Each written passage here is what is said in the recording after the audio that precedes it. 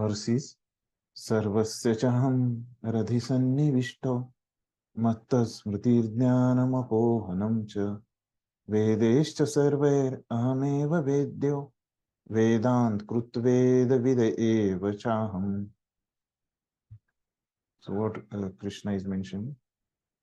I am seated in everyone's heart. Sarvasya cha aham radhisannivishto.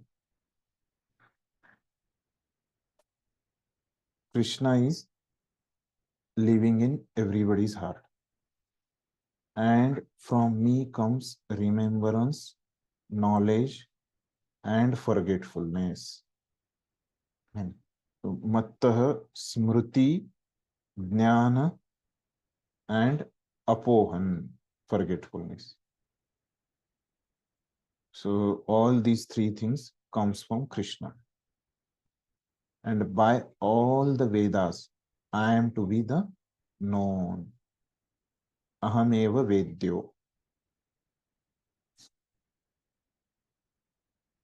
So Krishna is to be known. Krishna is the object of all Vedas.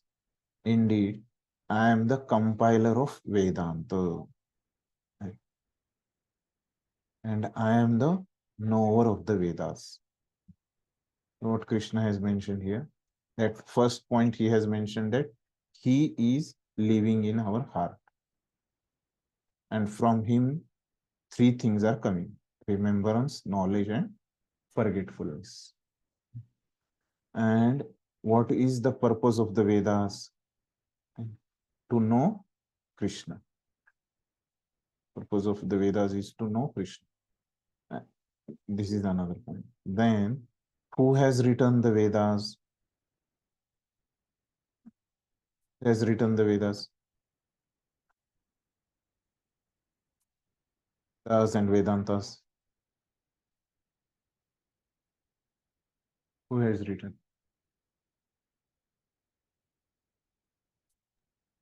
Vyasdev Prabhuji. Vyasdev.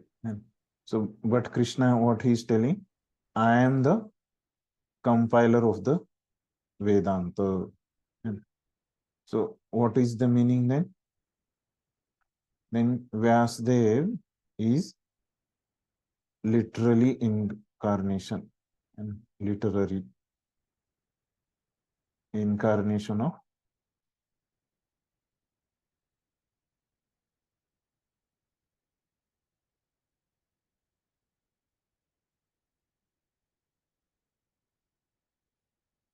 Krishna. And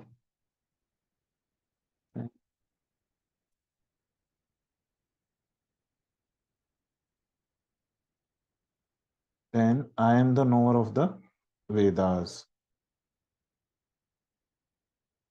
And Krishna knows the Vedas also. Sometimes we have told many things, and especially happens that we have told something in the class, and then after 6 months, 1 month, 1 year, somebody asked like this you have mentioned in your class, but we ourselves do not know, what we have mentioned. But Krishna knows everything, and he is the knower of Veda, and he is not like us. He is knower of the Vedas. He has not forgotten.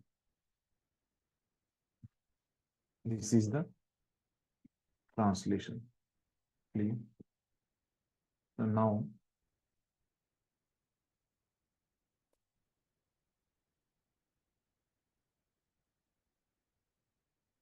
somebody can read the alone. The Supreme Lord is situated as Paramatma in everyone's heart. It is from him that all activities are initiated. The living entity forgets everything of his past life, but he has to act according to the direction of the Supreme Lord, who is witness to all his work. Therefore, he begins his work according to his past deeds. Required knowledge is supplied to him, and remembrance is given to him, and he forgets also about his past life. Thus, the Lord is not only all pervading, He is also localized in every individual heart. He awards the different fruitive results. Thank you. So what Prabhupada is mentioning, the Supreme Lord is situated as Paramatma in everyone's heart. So why Prabhupada is writing like this? Because Krishna has mentioned that I reside in everybody's heart. So how he is residing? In the form of Paramatma. And it is from him that all activities are initiated. And Paramatma is only making all things happen. And Krishna is only making all things happen, but in the form of Paramatma. The living entity forgets everything of his past life, but he has to act according to the direction of the Supreme Lord, who is witness to all his work. So Krishna has mentioned that the forgetfulness, remembrance, and knowledge comes from him. So regarding forgetfulness, Prabhupada is telling that we have forgotten about our past life.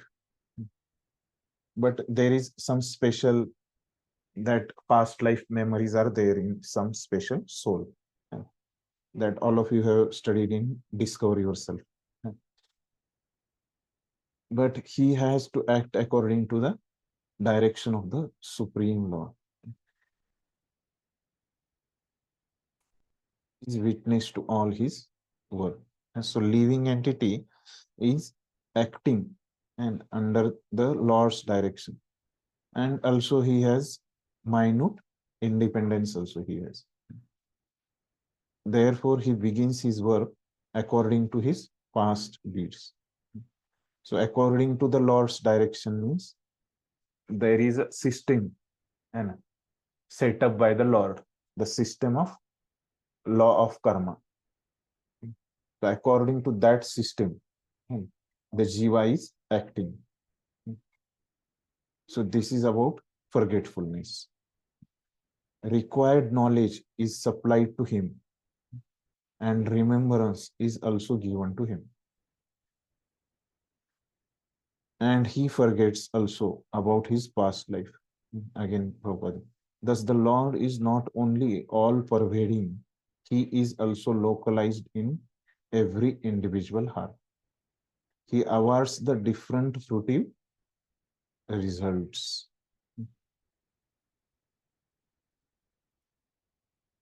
So, the results of our activity. Who is awarding? The Lord is only awarding.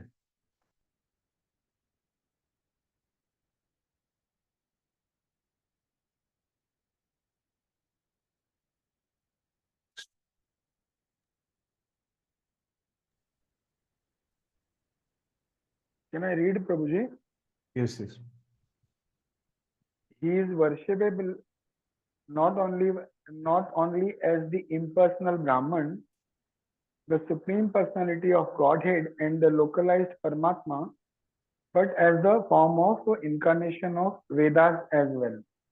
The Vedas give the right direction to the people so that they can properly mold their lives and come back to Godhead, back to home.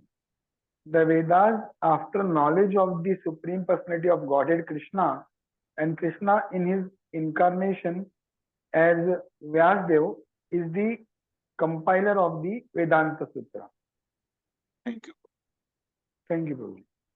So, what Prabhupada is telling, he is worshipable not only as the impersonal Brahman, the Supreme Personality of Godhead, and the localized Paramatma, but as the form of incarnation of Vedas as well. So, there is another form of the Lord,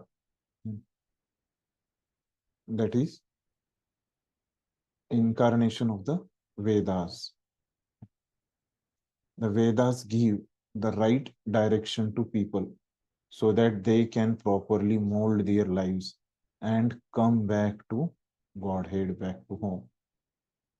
So here Prabhupada is mentioning that Krishna and Vedas, they are uh, non-different. And so Vedas is one of the form of Krishna, or in other vice versa also we can say. So Krishna is the incarnation, means one of the incarnation is of Vedas is one form of Krishna, one expansion of Krishna. So now what we learned here, that Krishna is helping, you know, us in the form of Vedas. So how he is helping in the form of Vedas? Because Vedas, they are giving right direction to people, so that they can properly mold their lives and come back to back. Oh, and so till now, and Krishna has helped us to live in the universe, and after that, Krishna has helped us to live in the on this planet, and where after that, Krishna has helped us to live in this current body, and now Krishna is helping in what? By giving the right direction, so that we can properly mold our lives and according to that right direction and come back to Godhead, back to home. And so Krishna is giving the help of spiritual direction. Now Krishna is giving the spiritual help, so that we can go back to home, back to Godhead. The Vedas offer knowledge of the Supreme Personality of Godhead, Krishna. And Krishna, in his incarnation as Vyasdev, is the compiler of Vedanta Sutra. So, which knowledge is given in the Vedas?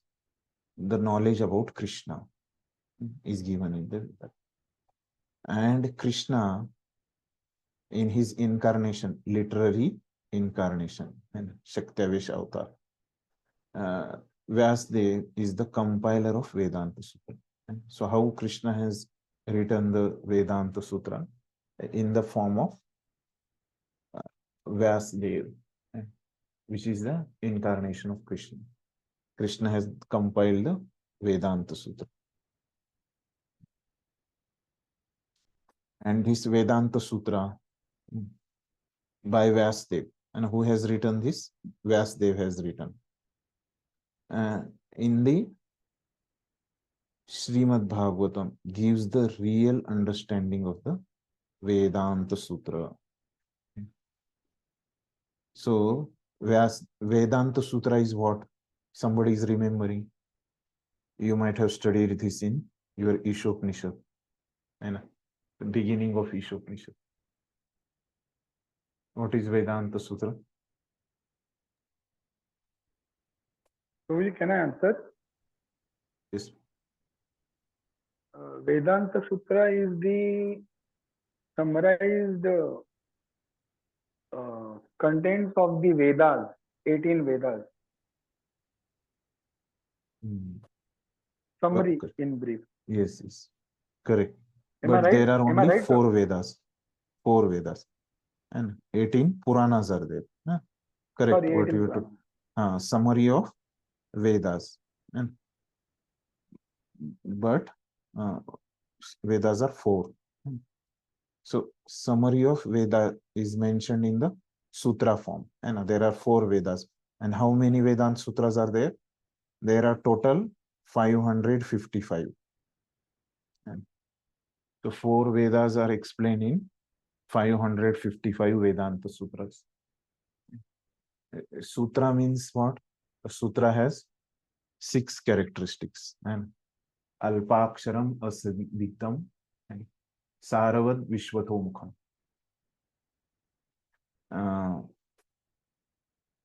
Alpaksharam Asandigdham Saravat Vishwatomukham.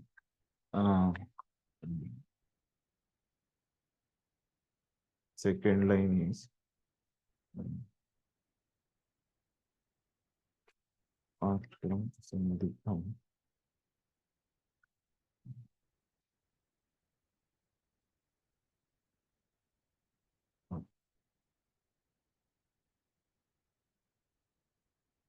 Alpaksharam asandigdam saravad vishwatomukham astovanam anavadhyam cha sutram sutravido viduhu. And so sutra has 6 characteristics. So it is very short, and so ambiguity is not there. And so lot of meaning is given in very condensed form, Saravat. And if we explain the sutra, and so we can explain like very big Vishwato Mukham, and a very big explanation can be given. And so these are some characteristics, mainly 6 characteristics of sutra. And so, and these sutra, and as one of the characteristics of sutra is they are in the very condensed form, alpaksharam. So very little words are used, and to frame a sutra. So so common people cannot understand the sutra. So Vyasdev, what he has written, and then so that common people can understand. So again on the Vedanta Sutra, he has written one commentary, and which is called as Srimad Bhagavatam. And so it is also called as natural commentary on the Vedanta Sutra. Why it is called natural commentary? Because the original book and on which it is written the commentary, the author, same author has written the commentary only. And so that's why it is a natural commentary. So Vyasdev only has written the Vedanta Sutra, and he only has written Srimad Bhagavatam. So that's why Srimad Bhagavatam is a natural commentary on Vedanta Sutra. So this is about the explanation of Vedanta Sutra. The next read.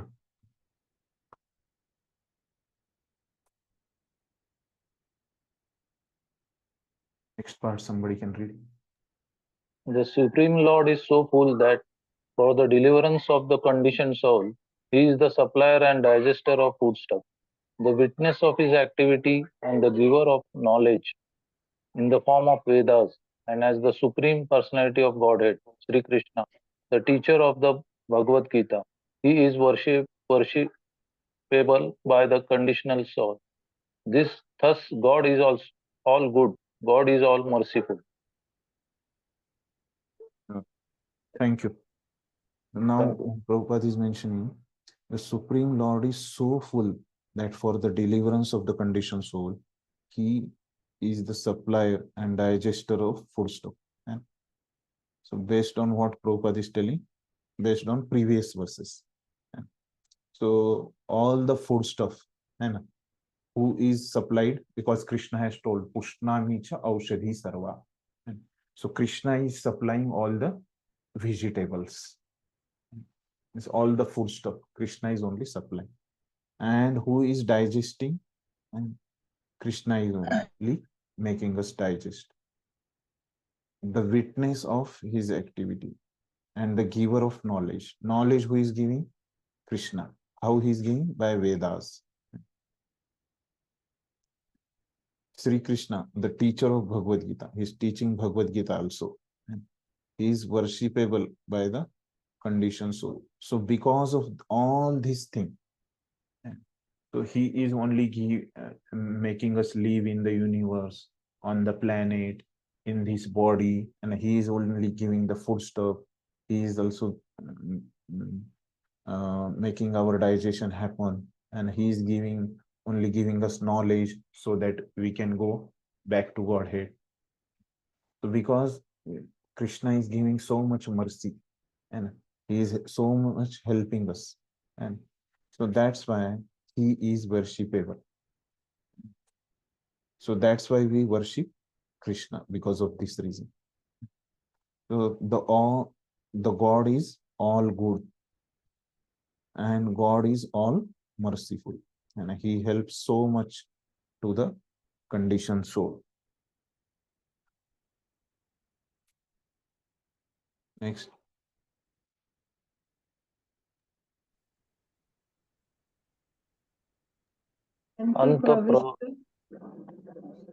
अंतप्रविष्ट Sasta Jnanam. The living entity forgets as soon as he quits his body, present body, but he begins his work again, initiated by the Supreme Lord. Although he forgets, the Lord gives him the intelligence to renew his work where he ended his last life. So not only does a living entity enjoy or suffer in this world according to the dictation from the Supreme Lord situated locally in the heart, but he receives the opportunity to understand the Vedas from him. If one is serious about understanding the Vedic knowledge, then Krishna gives the required intelligence. Anta pravishta shasta jananam. So living entity forgets as soon as he quits his present body. And regarding forgetfulness, Prabhupada is mentioned. When we forget at the point of death. But he begins his work again, initiated by the Supreme Lord in next life. Initiated by Supreme Lord means we saw that by the law system of law of karma. And although he forgets, the Lord gives him the intelligence to renew his work. Here he ended his last life. And so here is very nice point that we forget everything at the time of death, and then in next life, so small baby also and knows that how to drink milk and how to cry, and as soon as the baby take birth and when he cries generally, and so that everything, and who gives that intelligence to cry, to act, and the Lord is only giving. I mentioned that Lord gives him the intelligence to renew his work where he ended his last life.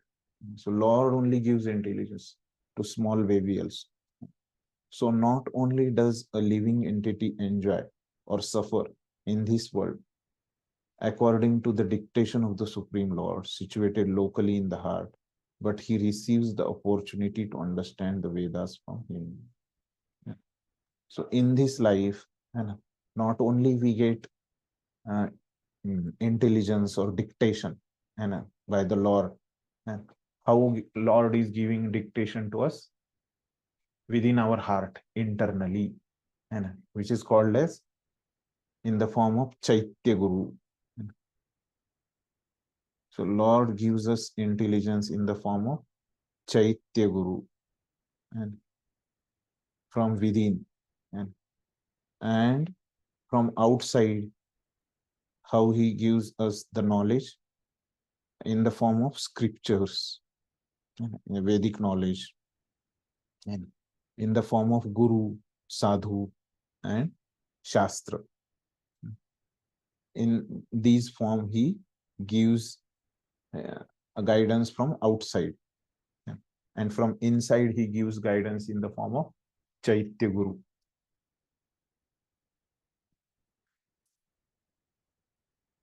Why does he present? Somebody can read next.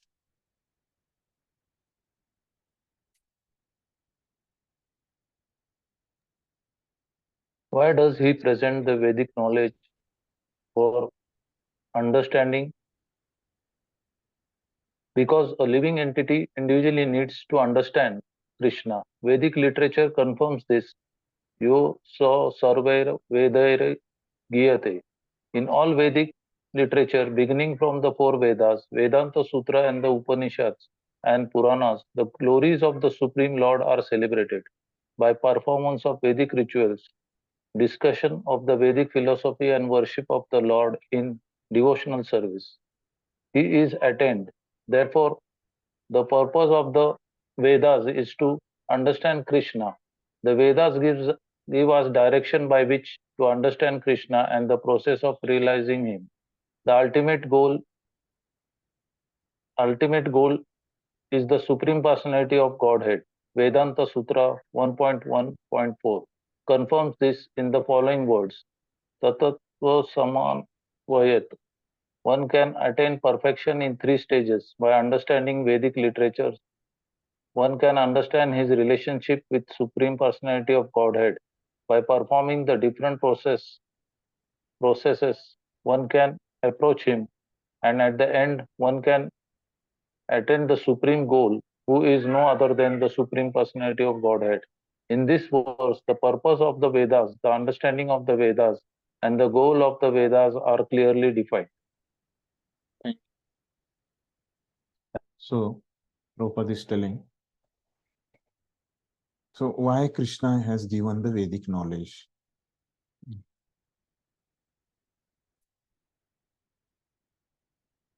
So we know that why he has given. Previously, Prabhupada has mentioned to help us and to go to a spiritual world, to get out of this material world. Krishna has given this knowledge. Now, what Prabhupada telling here? Because a living entity individually needs to understand Krishna. So all living entity needs to understand Krishna. He is helping so much to us. And lot of help he is giving to us. So Vedic literature confirms this. Yo so sarver veder giyate. In all Vedic literature, beginning from the 4 Vedas, Vedanta Sutra, and the Upanishad and Puranas, the glories of the Supreme Lord are celebrated. So, why another reason Prabhupada is giving? Why we need to know the Vedas? Why we need to understand the Vedas? Because why? Because Krishna is Krishna's glories, Supreme Lord's glories are given where? In the Vedas. That we need to understand. That's why we should read the Vedas. By performance of Vedic rituals, discussion of the Vedic philosophy, and worship of the Lord in devotional service, he is attained. So, how Krishna, we can attain Krishna? By performance of Vedic rituals, discussion of Vedic philosophy, and worship of the Lord in the devotional service. By these 3 things, we can attain Krishna, we can please Krishna. Therefore, the purpose of the Vedas is to understand Krishna. And so, why Vedas are given?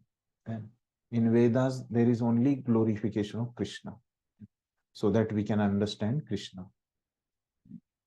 Then Vedas gives us direction by which to understand Krishna and the process of realizing him.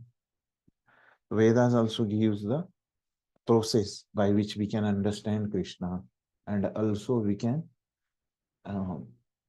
realize Krishna, and we can have realization of Krishna. The ultimate goal is the Supreme Personality of Godhead. So who is the goal of Vedas? Is the Krishna, Supreme Personality of God. So Vedanta Sutra, first 114. And what is that sutra? Tat tu samanvayat. So what this sutra is telling? One can attain perfection in 3 stages. By understanding Vedic literature, one can understand his relationship with the Supreme Personality of Godhead. This is first stage. By performing the different, this is first, and by performing the different processes, one can approach him. So different processes by which we can approach him. At the end, one can attain the supreme goal, who is no other than Supreme Personality of Godhead. These 3 things we can in these 3 stages, we can understand the Krishna. Sambandha, Abhideya, and Prayojan. in this verse, the purpose of the Vedas, the understanding of the Vedas, and the goal of the Vedas are clearly defined. In this verse, the purpose of the Vedas, and what is the purpose of the Vedas, why Vedas are given, and understanding of the Vedas, and the goal of the Vedas, which is Krishna. It is mentioned in this verse. Like the Prabhupada has given explanation of this verse. So now just we'll see from this is about Prabhupada. So now what acharyas they have mentioned that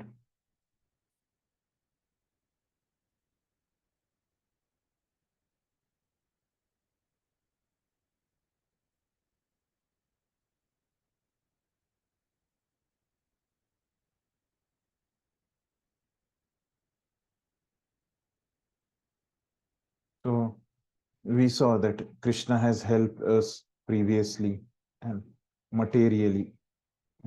Now in this verse, Krishna is helping us spiritually.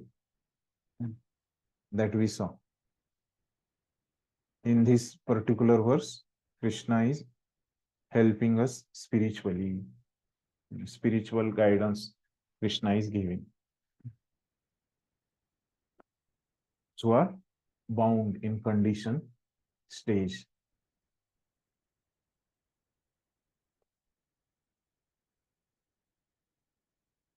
Then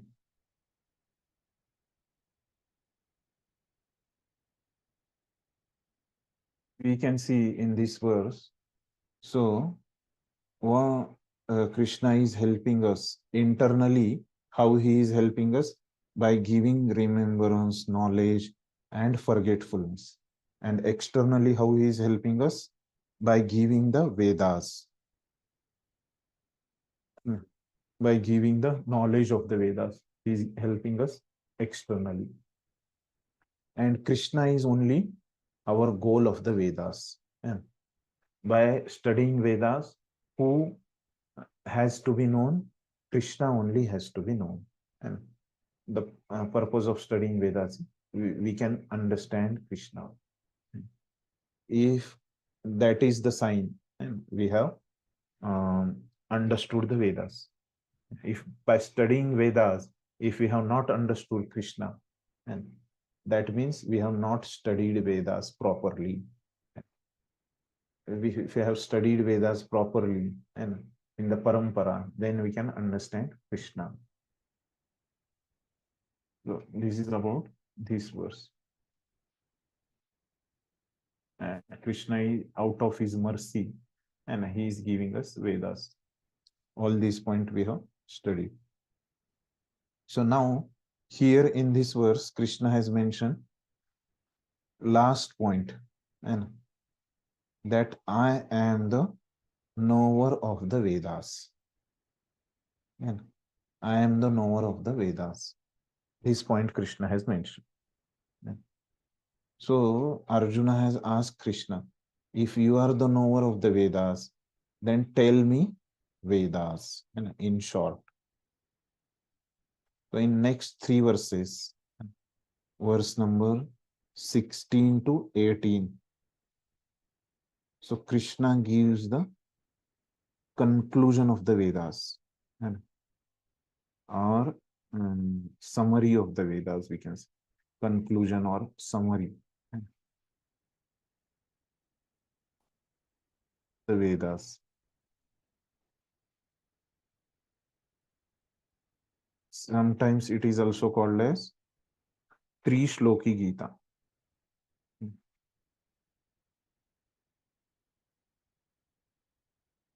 Shloki Gita. Before this, you have studied Chatushloki Gita. And in which chapter it is there, Chatushloki Gita? Somebody is remembering? In the next 16th chapter, na Prabhuji? Chatushloki Gita. All of you have studied, na? Given exam on that. 10 chapters. 10 chapter. And so 10.82.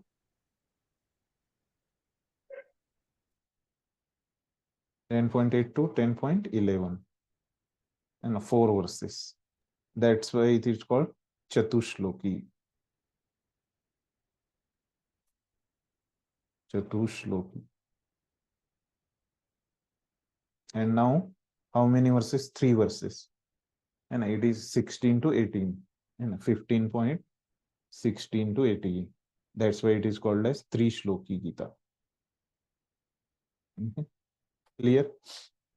So now Krishna is speaking about the essence of Vedas and in the 3 verses. So first, what he tells about the essence of the Vedas. Dva imau purusho loke kshara chakshara eva cha kshara sarvani bhutani kutastho akshara uchyate. What Krishna is telling. Dva imau purusho loke. Dva means 2. Imau means these living entities, loke, in the world. So in this world, there are 2 classes of living entities. So what are they? Kshara and Akshara. Kshara means fallible. They can fall down. And Akshara means they cannot fall down. In the material world, every living entity is fallible. So those who are living in the material world. So from Brahma, and in purport it will come, and who are living in the material world. At that time we will see. So for now, those who are living in the material world, they are Kshara. And those who are living in the spiritual world, they are called Akshara. Yeah. Now the position of living entity Krishna has given in this. So somebody can read. As already explained, the Lord in his incarnation as Vyasdeva compiled the Vedanta Sutra. Here the Lord is giving in summary the contents of the Vedanta Sutra. He says that the living entities who are innumerable can be divided into 2 classes, the fallible and infallible. This point I have mentioned. Lord is giving the summary of the Vedanta Sutra or Vedas. Then in that summary, what Lord has mentioned, there are 2 types of living entity, fallible, infallible. Next.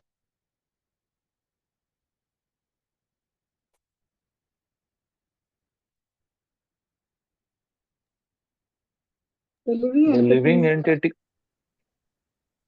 entity. the living entities are eternally separated parts and parcel of the Supreme Personality of Godhead.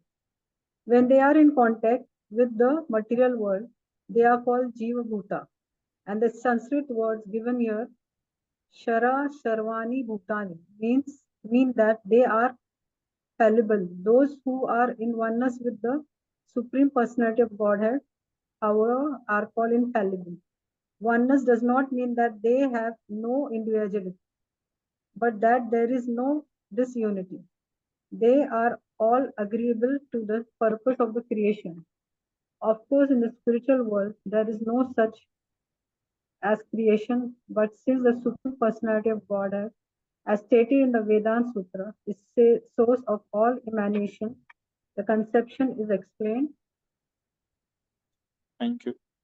So Prabhupada is mentioning the living entities are eternally separated, part and parcel of the Supreme Personality of Godhead. This we have studied. Where? In verse number 7. And in the Sanatana word came. When they are in contact with the material world, they are called Jiva Bhuta. And the Sanskrit word given here, Kshara Sarvani Bhutani, mean that they are fallible. So the living entity in this material world, they are fallible. And in short, those who are in oneness with the Supreme Personality of Godhead, however, are infallible. So those who are living in the spiritual world, and they are infallible. Oneness doesn't mean that they have no individuality. And oneness doesn't mean that they are one, and but they are individual, they are separate. And we have, then what is the meaning of word Sanatan? And if Sanatan is mentioned, that's why they are individual eternally. After going to spiritual world also, they are individual. They are all agreeable to the purpose of the creation. So they, all of they are agree that what is the purpose of creation. Of course, in the spiritual world, there is no such thing as creation. But since the Supreme Personality of Godhead, as stated in the Vedanta Sutra, is the source of all emanations, that conception is explained. So why in spiritual world there is no creation? Then how they are agreeable on the purpose of creation? Because everything is coming from Krishna. So in that sense, and spiritual world also came from Krishna. So it is mentioned the creation. And so spiritual world is also one of the emanation coming from the Krishna. So it is mentioned in Vedanta Sutra. That's why the word creation is used. Clear?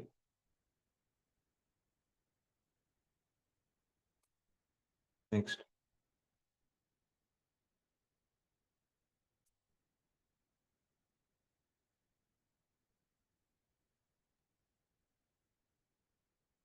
According to the statement of the Supreme Personality of Godhead, Lord Krishna, there are two classes of living entities. The Vedas give evidence of this, so there is no doubt about it.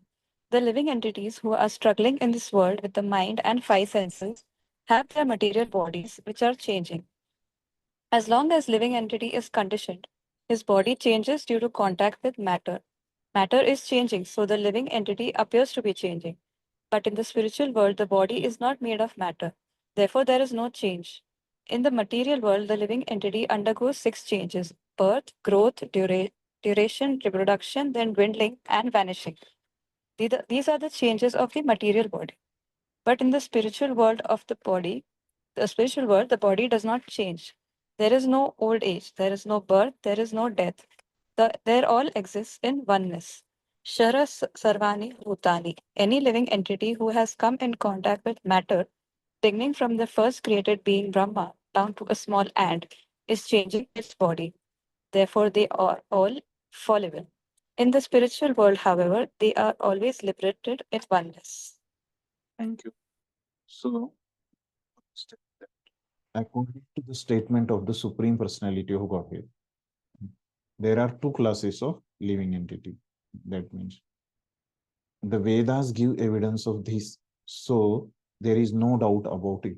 So whatever Krishna has mentioned, that he is mentioning the essence of Vedas. So Prabhupada is telling this point which Krishna has mentioned in this verse is also mentioned in the living entity who are struggling in this world with the mind and five senses have their material bodies which are changing. As long as living entity is conditioned, his body changes due to contact with matter. We have also studied this yesterday. We have studied matter is changing, means body is changing. So the living entity appears to be changing. The living entity is Sanatan, and it appears to be changing. Why? Because body is changing actually. But in the spiritual world, the body is not made of matter. So therefore, there is no change. And no change means akshara. And change means kshara. And so in the material world, the living entity undergoes 6 changes. Why? Because they are kshara. And so which are the 6 changes? You know, birth, growth, duration, reproduction, then dwindling and vanishing. 6 changes. These are the changes of the material body. So in this living entity, soul is not changing, but body is changing. But in the spiritual world, the body doesn't change, means akshara. And so there is no old age, there is no birth, there is no death. They all exist in oneness. And kshara sarvani bhutani. Any living entity who has come in contact with matter, beginning from the first created being Brahma. And so who all are kshara? So before Prabhupada has mentioned that all living entity in material world, and they are kshara. Living entity in material world, they are called kshara. So now Prabhupada is mentioning from Brahma to small ant. They are all fallible, kshara. So in the spiritual world, however, they are always liberated in oneness. They are one in the purpose with Lord. So that's why they are akshara. In this way, Prabhupada has given the explanation, which Krishna has mentioned, the kshara and akshara. These are the 2 types of living entities. And so Krishna is speaking the essence of the Vedas in these 3 verses. And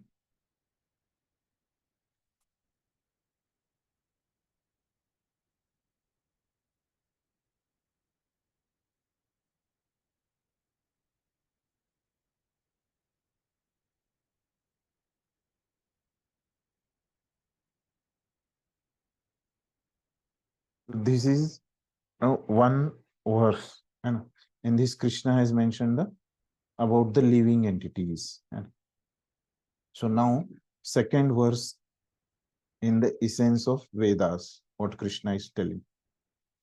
Uttamah purushastvanya paramatmeti udahritah yo loka trayam avishya vibharti avya ishvarah. What Krishna is telling, Uttamah Purushastva Anya. So there is one Uttam Purusha, who is another. So besides these 2, means another, Anya is used. Besides these 2, there is the greatest living personality, Purusha, Uttama, Uttam Purusha, the supreme soul. Who is that Uttam Purusha? The supreme soul. And Paramatma, Paramatmeti Udahrita. Udahrita means it is said. That is supreme soul, the imperishable Lord himself,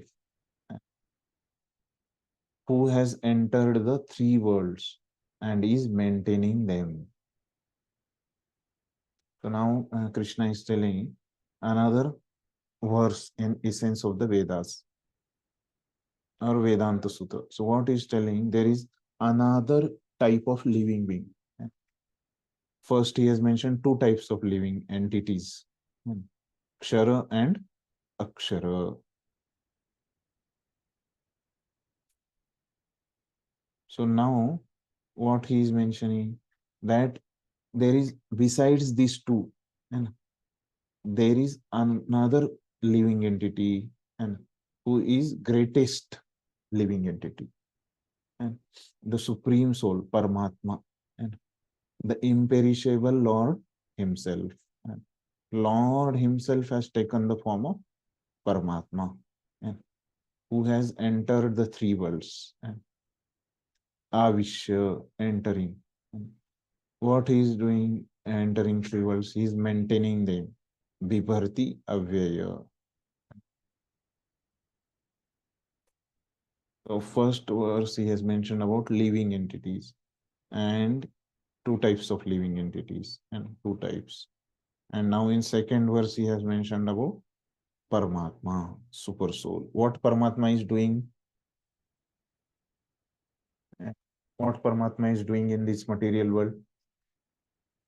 He has entered here and he is maintaining the material world. So everything in material world is governed by the Paramatma. He is the maintainer. Somebody can read. The idea of this verse is very nicely expressed in the Katha Upanishad 2.2.13 and Shvetashvatar Upanishad 6.13. It is clearly stated there that above the innumerable living entities, some of whom are conditioned and some of whom are liberated, there is the Supreme Personality who is Paramatma. The Upanishadic verse runs as follows: Nityo Nityanam Chetanas Chetananam. The purport is that amongst all the living entities, both conditioned and liberated, there is one supreme living personality, the Supreme Personality of Godhead, who maintains them and gives them all the facility of enjoyment according to different work. That Supreme Personality of Godhead is situated in everyone's heart as Paramatma.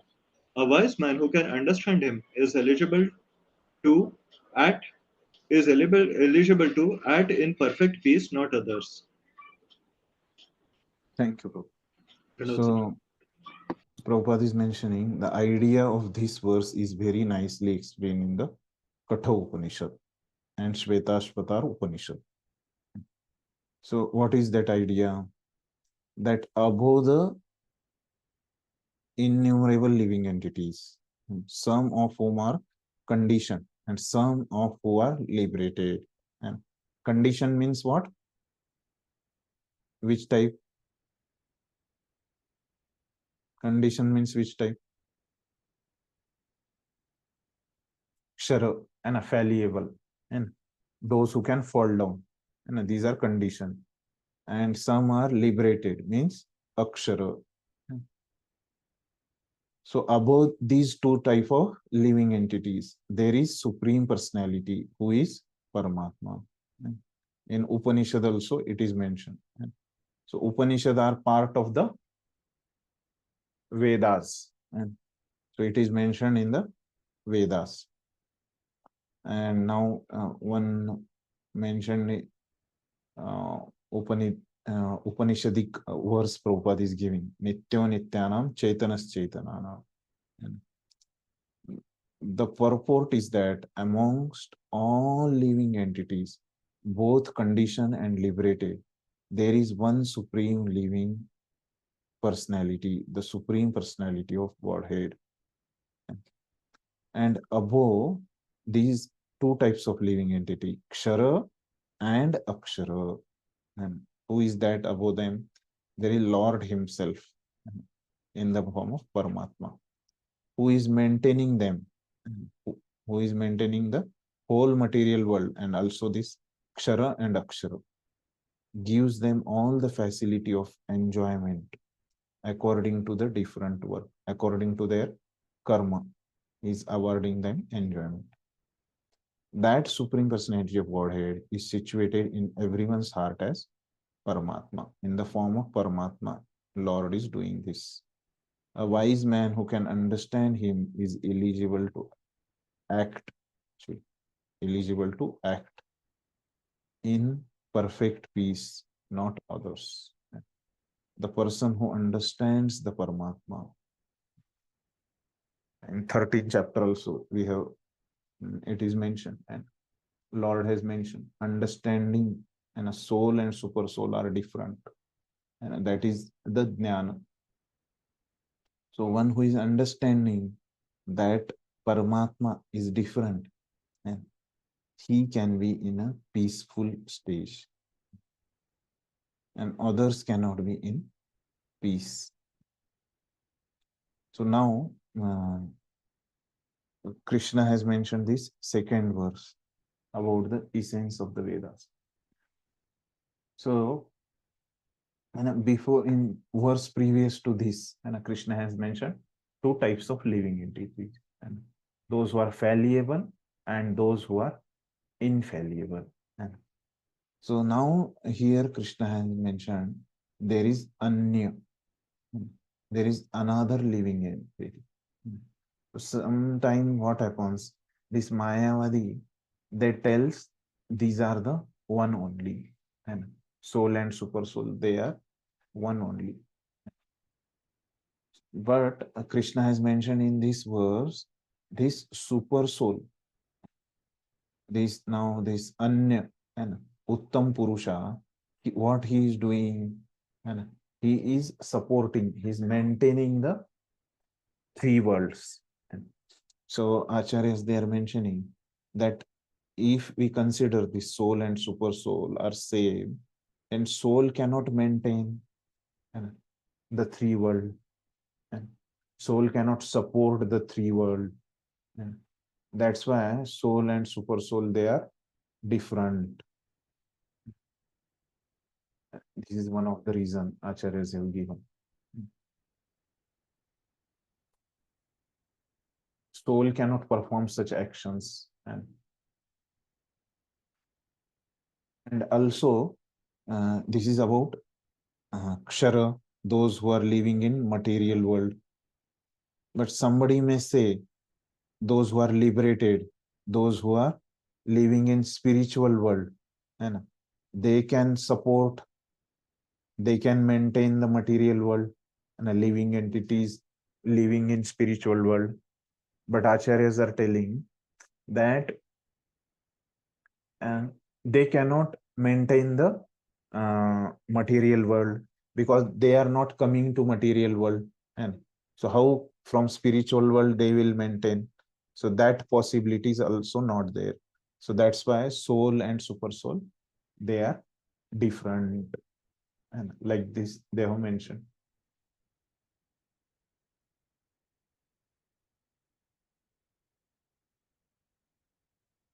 Another point they have mentioned is like in previous 16 verse, and so Lord has mentioned about kshara and akshara, the living entity.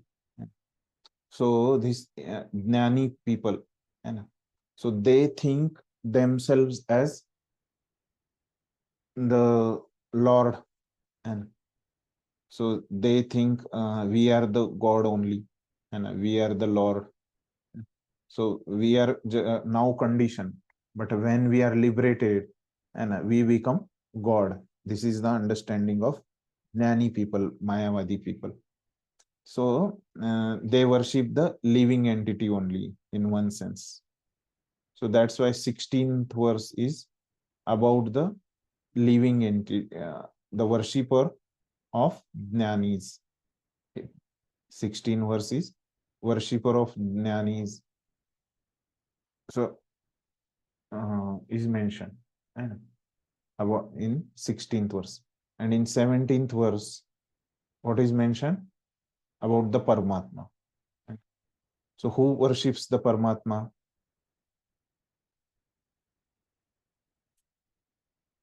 All of you have studied. Who worships Paramatma? Yogis. Yogis, correct. So this verse is mentioning about the yogis.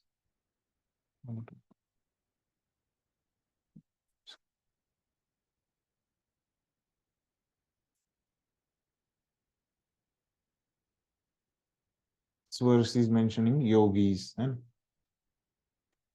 so Paramatma is the object of worship of yogis. So now the 18th verse will mention about the who will be the object of worship here, the Purushottam, Lord himself, and who will worship him? Devotees.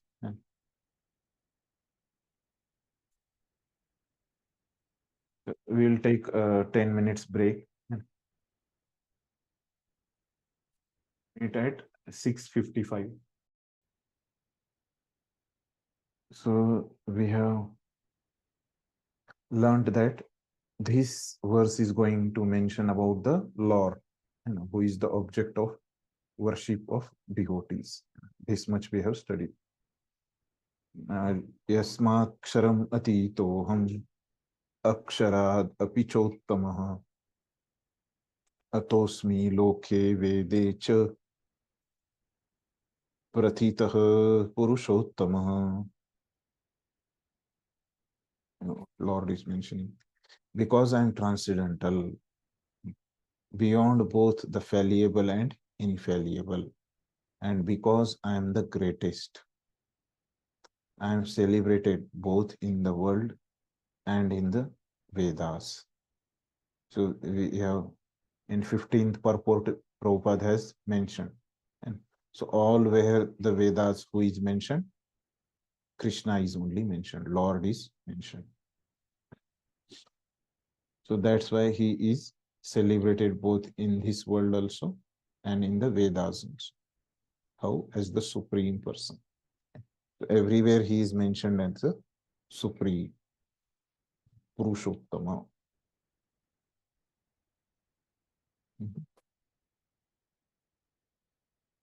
Somebody can read.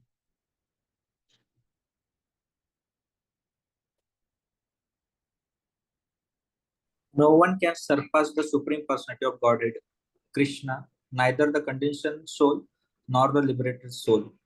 He is therefore the greatest of personalities. Now it is clear here that the living entities and the Supreme Personality of Godhead are individuals. The difference is that the living entities, either in the conditioned state or in the liberated state, cannot surpass in quantity of inconceivable potencies of the Supreme Personality of Godhead. It is incorrect to think of the Supreme Lord and the living entities as being on the same level or equal in all respects.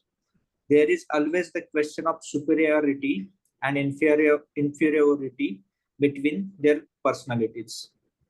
Thank you. So Krishna has mentioned here in the word that I am the greatest, I am transcendental. And that's why Prabhupada is mentioning no one can surpass the Supreme Personality of Godhead, Krishna, because he is the greatest. And also he has mentioned the fallible and infallible in the word. So that's why Prabhupada is mentioning both the condition, neither the condition nor the liberated. Condition means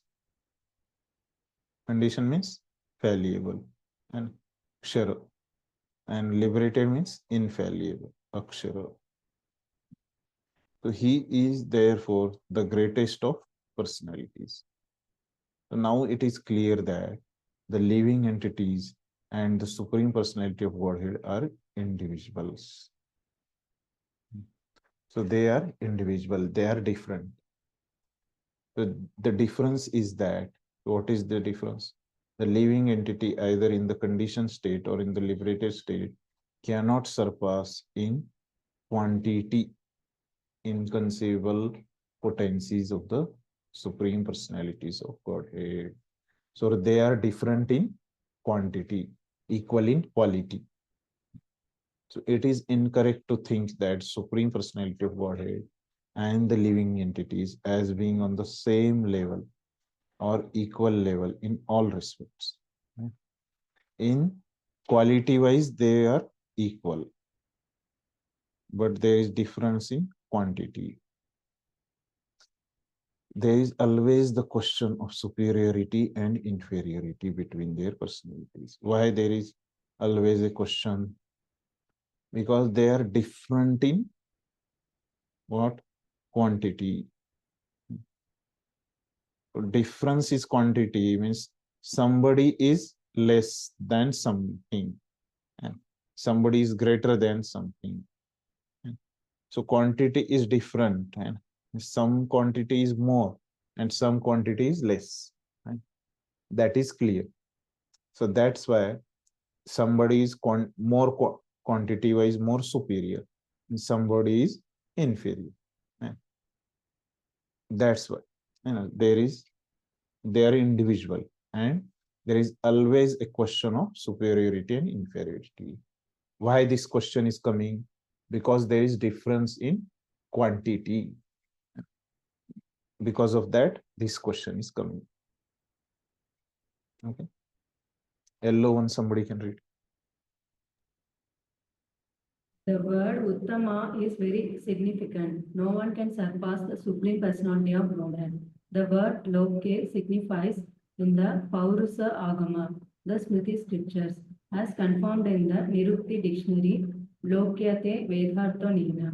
The purpose of the Vedas is explained by the Smriti scriptures. Thank you. So Prabhupada is mentioning the Lord has used the word Uttama. And so what is the meaning of Uttama? Means no one can surpass him. Uttama means no one can surpass the Supreme Personality of Godhead, because it is used for Supreme Personality of Godhead. That's why it is mentioned nobody can surpass him because of the word Uttama. The word Loke signifies the in the agamas, means agamas means what? They have the origin, and these scriptures are written by the human beings, and so Vedas are written by Vyasdev, but it is mentioned that Apaurushe Vedas are manifested in front of Vyasdev, and he has just compiled. And so these agamas, they are written by rishis and great sages, and that's why they are smriti. Shrutis are spoken by the Lord, and smritis are about the Lord. So as confirmed in the Nirukti dictionary, Lokayate Vedartho Nena, the purpose of Vedas is explained by the Smriti scripture.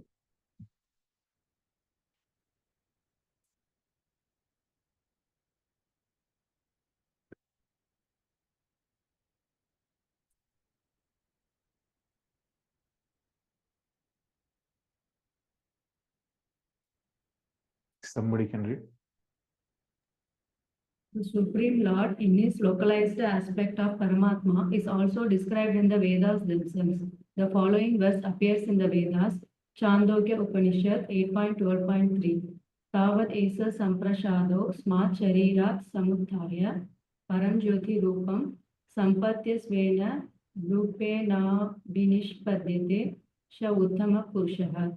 The super soul coming out of the body enters the impersonal Brahma Jyoti. Then, in his form, he remains in his spiritual identity. That Supreme is called the Supreme Personality. This means that the Supreme Personality is exhibiting and diffusing his spiritual effulgence, which is the ultimate illumination. That Supreme Personality also has a localized aspect as Paramatma by incarnating himself as the son of Satyavati and Parasara. He explains the Vedic knowledge as Vyasadeva. Thank you. Prabhupada is mentioning here that Supreme Lord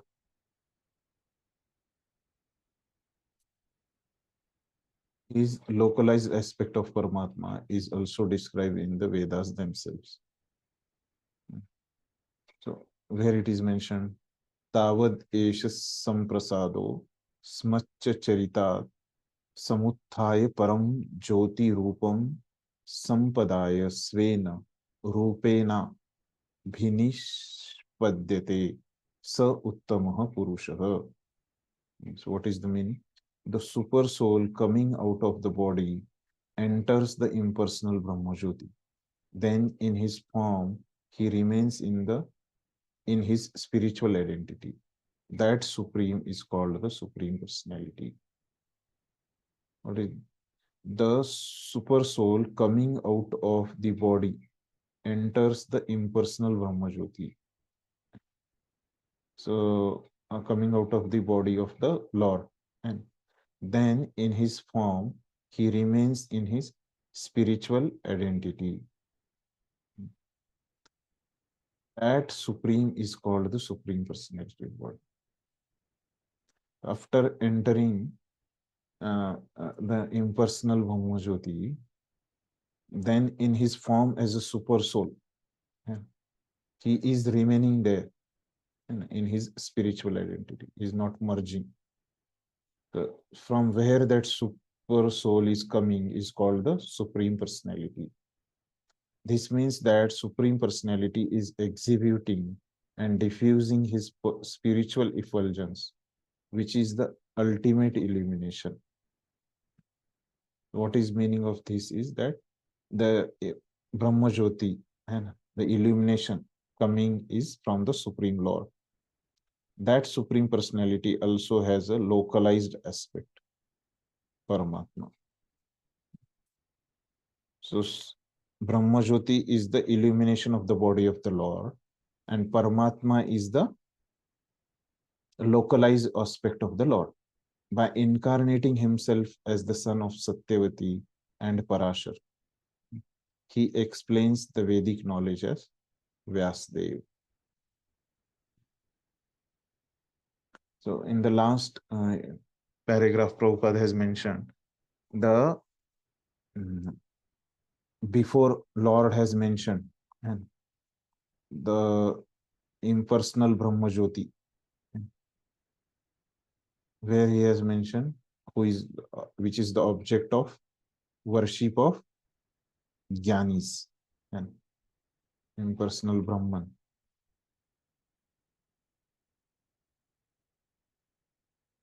He has mentioned in verse number 16, and Paramatma he has mentioned in 17, and now in Bhagwan he has mentioned in 18.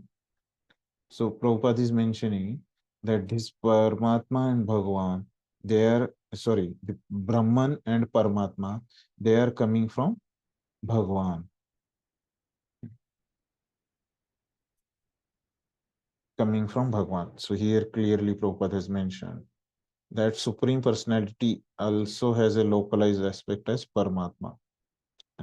And before that, Supreme Personality is exhibiting and diffusing his spiritual effulgence, which is the ultimate illumination. That is Brahma Jyoti, impersonal Brahman. So this point Prabhupada has mentioned because Acharyas, they have mentioned that if we worship the impersonal Brahma Jyoti and or Paramatma alone, and then what happens?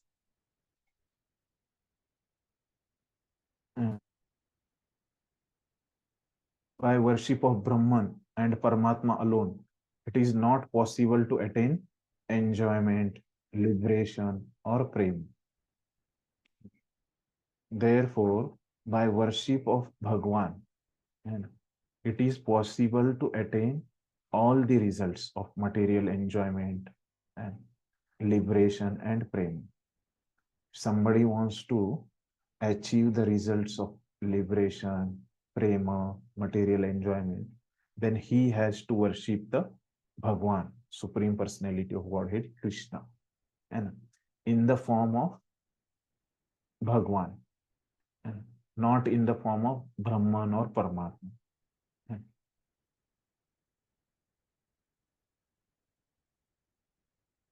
So why we should worship Krishna in the form of Bhagwan and not in the form of Brahman and Paramatma? So for that they Acharyas and they give one analogy, like if we are feeling cold in winter season, and then we ignite huge fire and big fire, which fire? Big fire, to remove the and to remove the cold, and we ignite big fire. So Similarly, they are telling Bhagwan is like a big fire, and Brahmajyoti and Paramatma, they are like a small light, a lamp in front of a huge fire. Huge fire.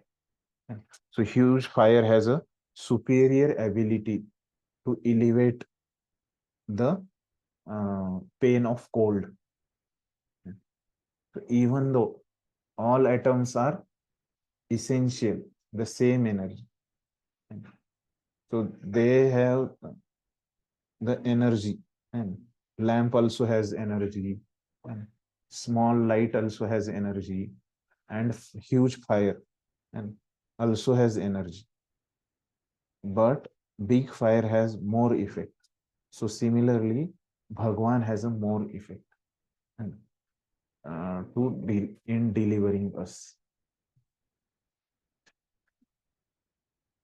So the Mayavadi acharyas, and like Madhusudan Saraswati, and he's Mayavadi Sampradaya's acharya. And so Vishwanath Chakravarti Thakur, he is telling that he is also mentioning here. So Madhusudan Saraswati is famous to support the impersonalist, but he also has given here and the commentaries like Bhagwan is different and Paramatma and Brahman is different, and like this he also has mentioned. And other verses he mentions the impersonalism, but particularly in commentary to this verse he has given the personal commentaries, and like this also it is mentioned. Okay, so now Krishna has mentioned about the jivas, and then Paramatma and Bhagwan, and it is also mentioned it is the essence of the Vedas, and this knowledge given in 16 to 18 and is the essence of Vedas. So now Krishna will explain the symptom of a person who has understood the knowledge mentioned in the Vedas. And so what that person will do after understanding the Vedas.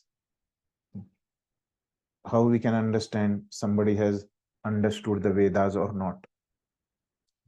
So Krishna is giving symptom of such a person in the 19th number verse, next verse. So Yevamam eva asammudho janati purushottamam sa sarvavid bhajati mam sarvabhavena bharata. So what Krishna is mentioning, whoever knows me as the Supreme Personality of Godhead without doubting, so his doubts are removed by the knowledge of the Vedas. He is the knower of everything. Knower of everything means he is the knower of Vedas also. He therefore engages himself in full devotional service to me.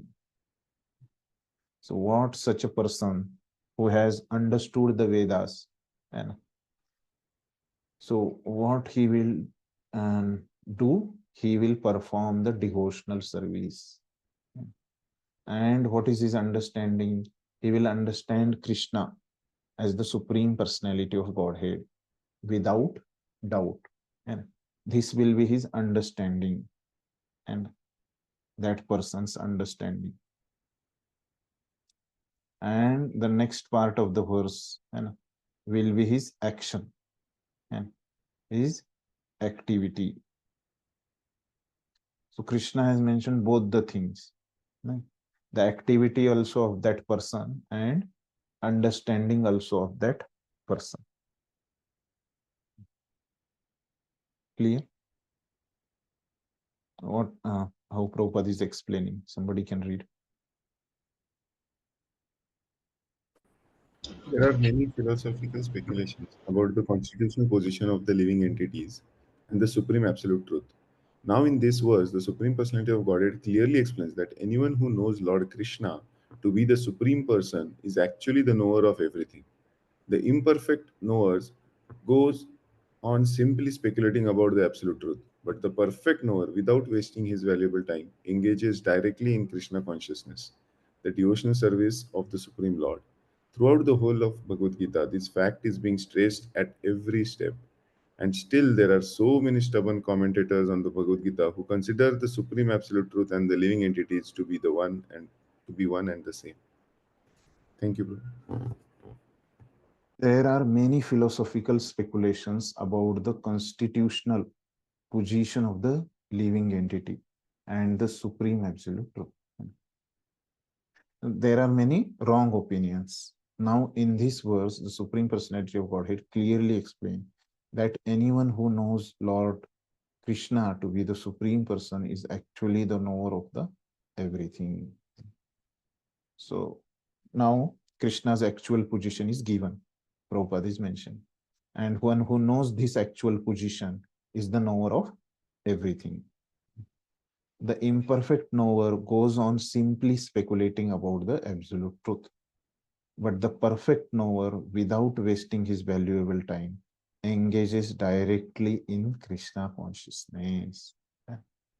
So one who knows that Krishna is the Supreme Personality of Godhead, what he will do? He will perform the devotional service. The devotional service of the Supreme Lord. Throughout the whole Bhagavad Gita, this fact is being stressed at every step. Like what Prabhupada is telling, throughout the Bhagavad Gita, it is mentioned. And still, there are so many stubborn commentators on Bhagavad Gita who consider the supreme absolute truth and the living entities to be one and the same. So Krishna is mentioning again and again, both of us are different. And I am supposed to be worshipped. But still, people doesn't pay attention towards that. Next.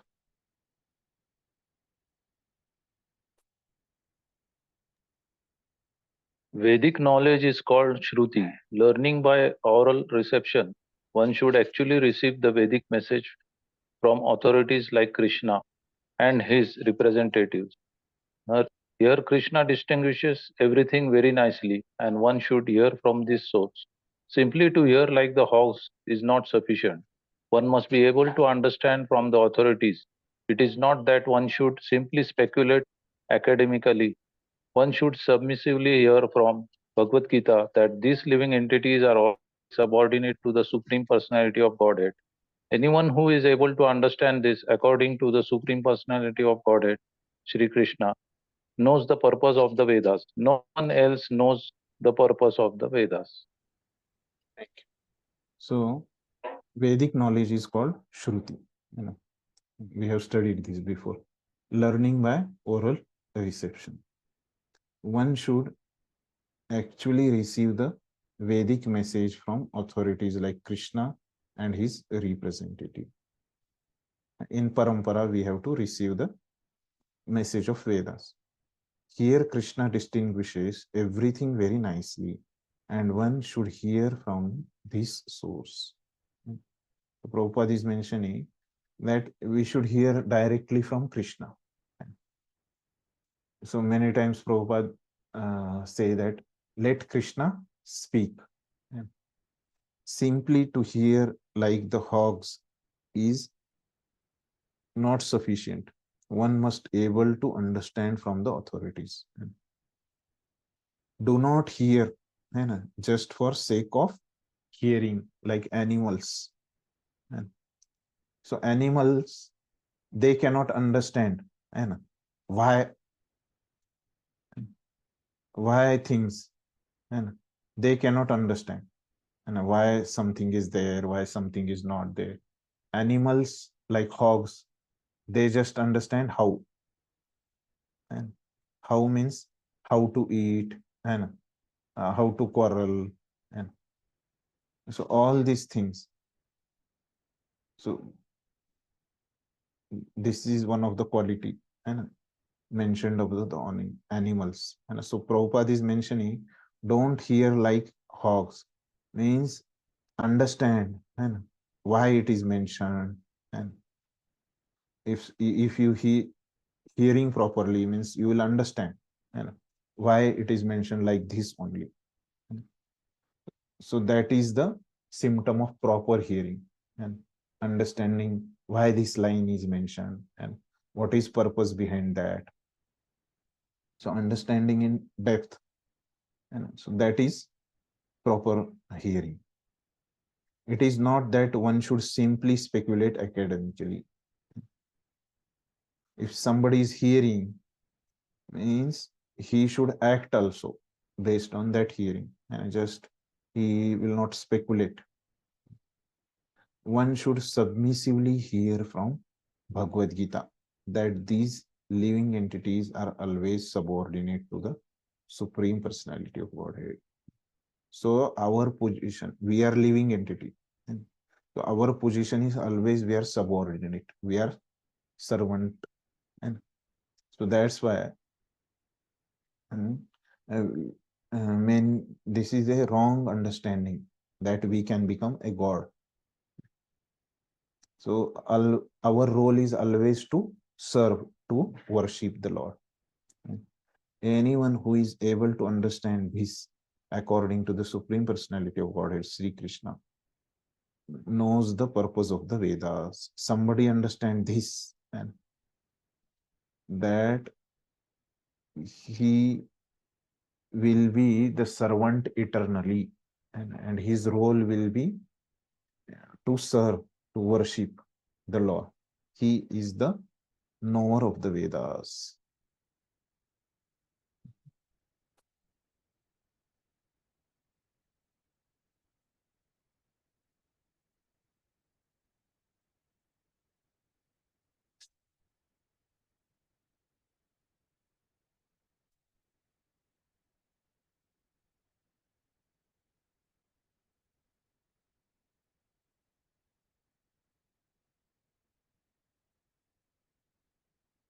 What you can read next?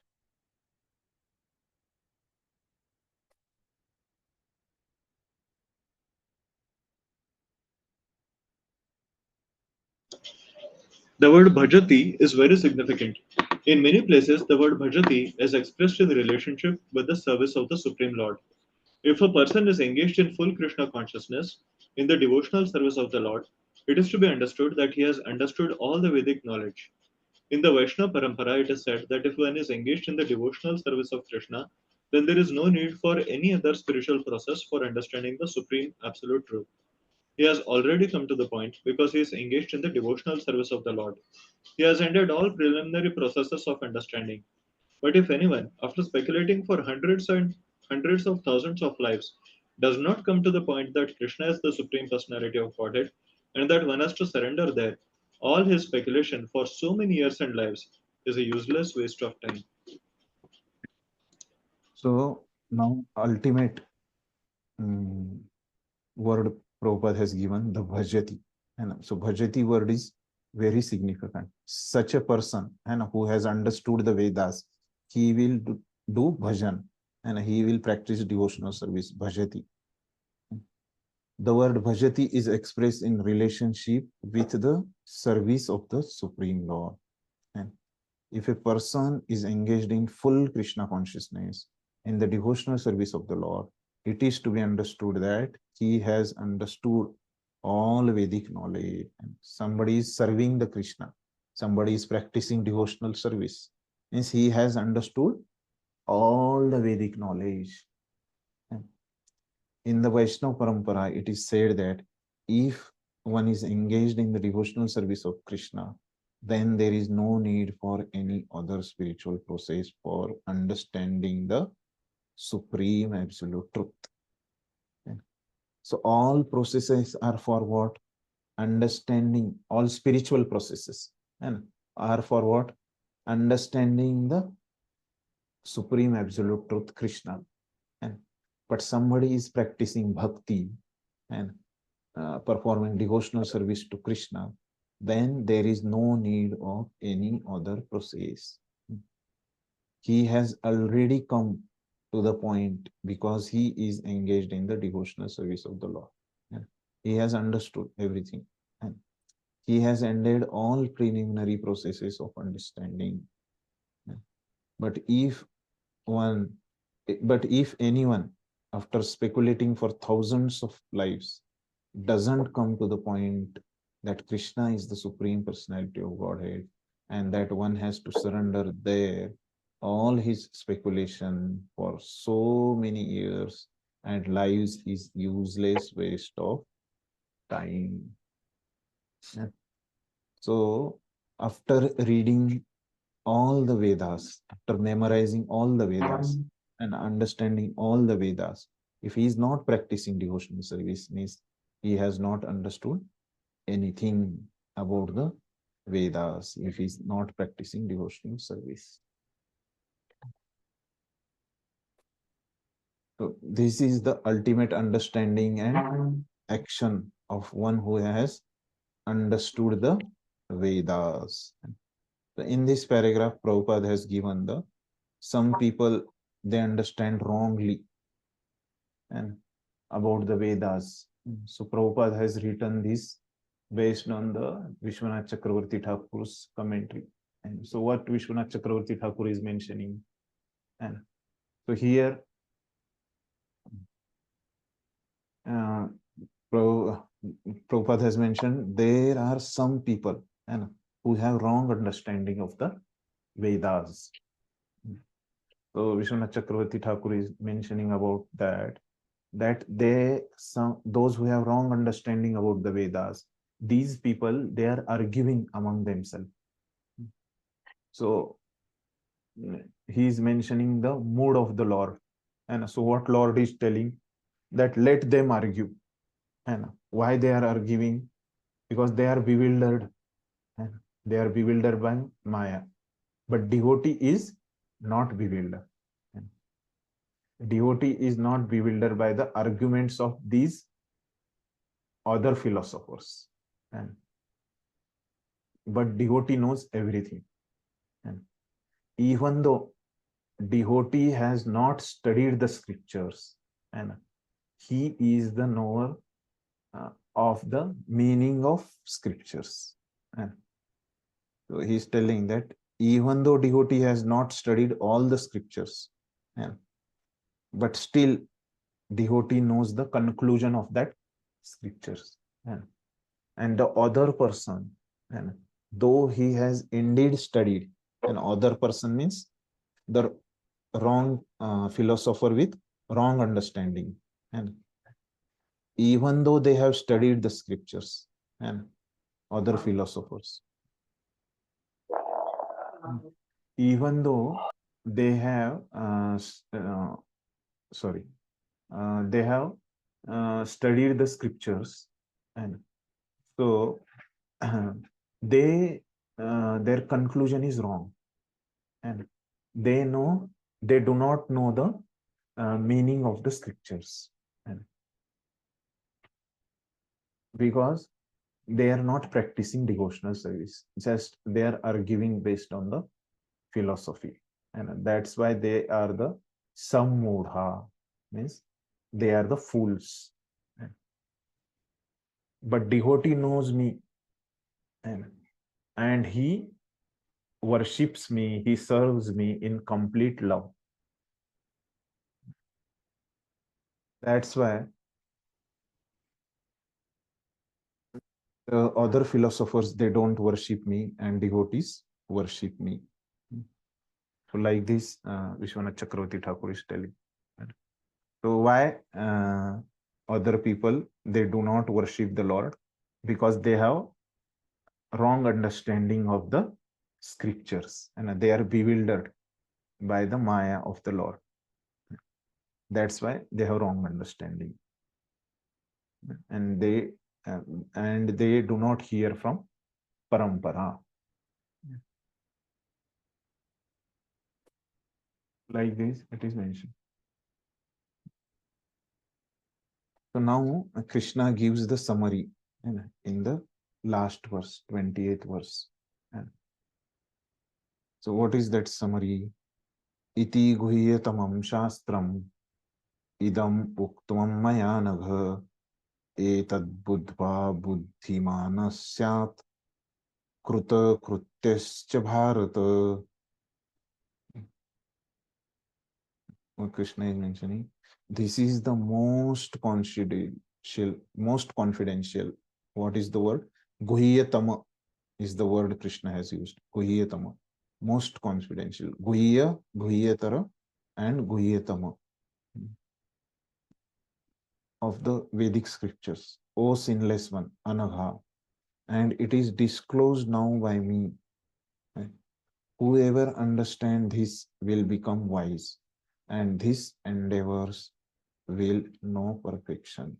And his endeavors, sorry, and his endeavors will know perfection. His efforts, he can know the perfection. Okay. So this is the most confidential part of Vedic scriptures. What is that? He has told before, and practice of devotional service. This is the most confidential part. Somebody can read. The Lord clearly explains here that this is the substance of all revealed scriptures, and one should understand this as it is given by the Supreme Personality of Godhead. Thus, one will become intelligent and perfect in transcendental knowledge. In other words, by understanding this philosophy of Supreme Personality of Godhead and engaging in his transcendental service, everyone can become free from all contaminations of the modes of material nature. Devotional service is a process of spiritual understanding.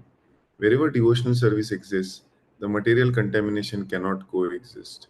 The devotional service to the Lord and the Lord Himself are one and the same because they are spiritual. Devotional service takes place within the internal energy of the Supreme Lord. The Lord is said to be the sun, and ignorance is called darkness. Where the sun is present, there is no question of darkness. Therefore, whenever devotional service is present under the proper guidance of a bona fide spiritual master, there is no question of ignorance. Thank you. So, Lord has clearly mentioned here. And so, how he has mentioned clearly? So he has mentioned that this is most confidential part. And this is showing how he is mentioning clearly of all Vedic scriptures. And whoever understands this will become wise. And so by these words, and he is mentioning clearly is the substance of all revealed scripture. What is that substance? And devotional service. And one should understand this as it is given by the Supreme Personality of Godhead. Thus, one will become intelligent and perfect in transcendental knowledge. He will become wise, means intelligent. In other words, by understanding this philosophy of the Supreme Personality of Godhead and engaging in his transcendental service, everyone can become freed from all contaminations of modes of material nature. And this we know already. And by practice of devotional service, we becomes free from the effects of mode. Devotional service is a process of spiritual understanding. And wherever devotional service exists, the material contamination cannot coexist. This is the same sentence. Devotional service to the Lord and the Lord Himself are one and the same. And in what sense they are one and the same? Because both of them are transcendental. Both of them are above the effect of three modes in that sense. Because they are spiritual. And Prabhupada has given. Because they are spiritual means they are above the three modes. They are transcendental. Devotional service takes place within the internal energy of the Supreme Lord. The Lord is said to be the sun, and the ignorance is called darkness. Devotional service is like sun, an energy of the Lord. Where the sun is present, there is no question of darkness. Therefore, whenever devotional service is present under the proper guidance, yes, of the spiritual master. There is no question of ignorance. Whenever there is devotional service under the guidance of spiritual master and under guidance of devotees, then there is no ignorance. Next.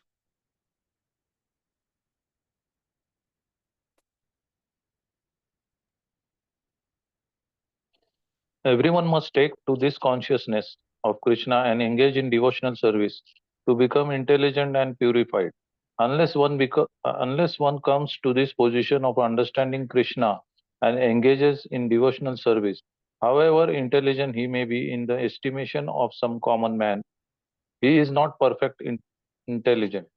The word anaga by which Arjuna is addressed is significant. Anaga, O sinless one, means that unless one is free from all sinful reactions, it is very difficult to understand Krishna. One has to become free from all contamination, all sinful activities, then he can understand. But devotional service is so pure and potent that once one is engaged in devotional service, he automatically comes to the stage of sinlessness. Thank you. So everyone must take to this consciousness of Krishna, and by practicing Krishna consciousness and engaging devotional service to become intelligent and purified. So unless one comes to this position of understanding Krishna and engages in devotional service, however intelligent he may be in estimation of some common man, he is not perfectly intelligent. So however intelligent, however he has studied the Vedas, but still he is not intelligent person. The word anagha, by which Arjuna is addressed, is significant. Anagha means O sinless one. Means that unless one is free from all sinful reaction, it is very difficult to understand Krishna. So unless we are free from all sins, it is very difficult to have faith on this statement of Krishna to understand Krishna. One has to become free from all contamination, all sinful activities, then he can understand. But devotional service is so pure, and although that is the requirement, but devotional service is so pure and potent that one is engaged in devotional service, he automatically comes to the stage of sinlessness. And in general, and to understand, to have faith, and one has to be very sinless and free from sins. But devotional service doesn't require, and we'll study in the nectar of devotion, that devotional service doesn't require any qualification. So by practice of devotional service, and so we will become potent and automatically will become sinless. Next.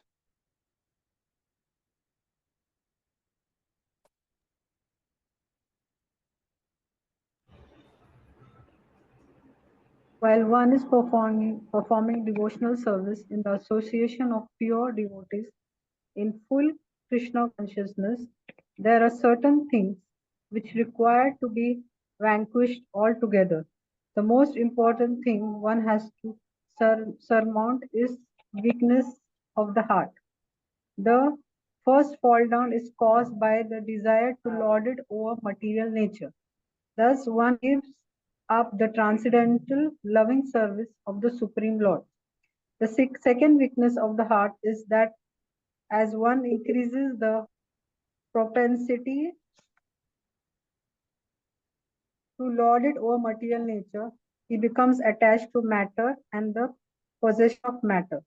The problems of material existence are due to these weaknesses of the heart. In this chapter, the first 5 verses describe the process of freeing oneself from these weaknesses of heart, and the rest of the chapter, from the 16th verse to the end, discusses Purushottam Yoga. So, what Prabhupada is mentioning here. So, till now it is clear that Lord is telling to perform devotional service. That when we are performing devotional service in the association of pure devotees in full Krishna consciousness, there are certain things which require to be vanquished altogether. But some anarthas and some obstacle that we have to be destroy that obstacles. And the most important thing one has to surmount is the weakness of heart. And so what is the meaning of weakness of heart? Means something will obstruct our devotional service. So choosing that thing over devotional service is the weakness of heart. So choosing the abstraction or destruction and objects, object of which destroy our devotional service or which distract us from devotional service, and choosing that object is the weakness of heart. So one such object is desire to lord it over material nature. So choosing this desire of lording it over material nature. So what happens? One gives up devotional service, transcendental loving service of the Lord. And another weakness of heart is that increase in the propensity to lord it over material nature. He becomes attached to matter and the possession of matter. And so first is lord it over material nature and controlling material nature. And another thing is whatever we have, second thing is attachment to matter and whatever possessions we have and possession, attachment to matter and possessions and which we have, which we possess. And this is the second weakness of heart. This is the second difficulty. And first is lord it over matter.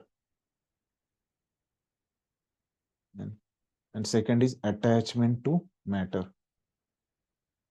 and possessions. So these are two main obstacles, weakness of heart in practice of devotional service.